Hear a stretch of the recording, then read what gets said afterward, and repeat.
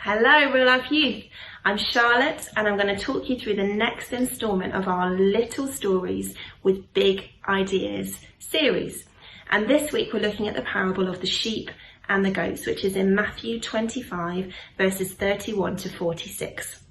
And you need to have read that parable in your Bible or watch the video of Andrew reading it to you before you watch the rest of this video. So if you haven't done that yet, hit pause, go and have a read, have a listen and come back. It's Matthew 25 verses 31 to 46. Okay, so I'm going to explain the parable of the sheep and the goats to you, and then I will set you your challenge for this week. Now this parable is about a question and an answer. And the question is, how do we show our love for Jesus? And the answer to that question is, we show our love for Jesus by loving and serving other people. And this parable talks about what happens at the end of times when Jesus comes again in glory, and as King he sits and he rules on his throne in heaven. And in the parable, we see that at the end of times, all of the people are gathered in Jesus' presence.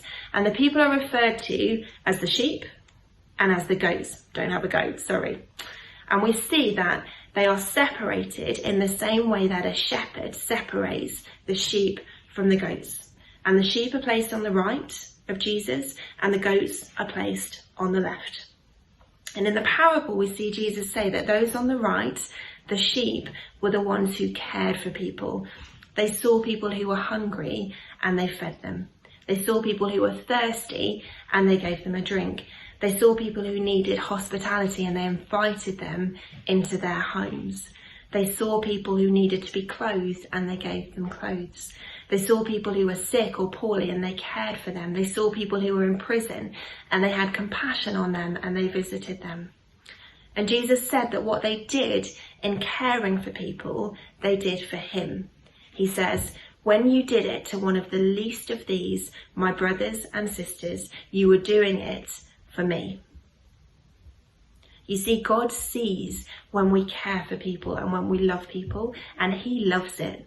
It's one of the ways that we can show our love for Jesus, by loving and caring for others. And so the big idea of this little story is that if you love Jesus, you should love and look after others for him.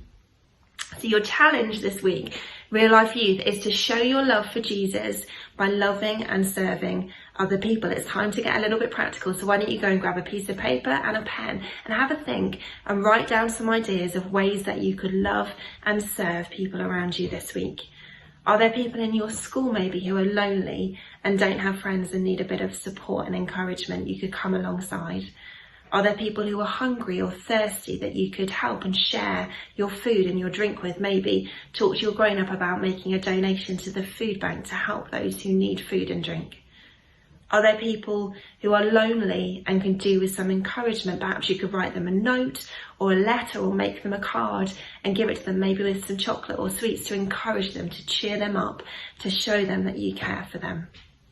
Have a think about how you can love and serve those around you, and by doing so, show that you love Jesus. Remember, the big idea is that if you love Jesus, you should love and serve and look after others for him in the same way that the sheep in the parable did. That's it. Thanks, Real Life Youth. Have a great week and we will see you next time. Bye-bye.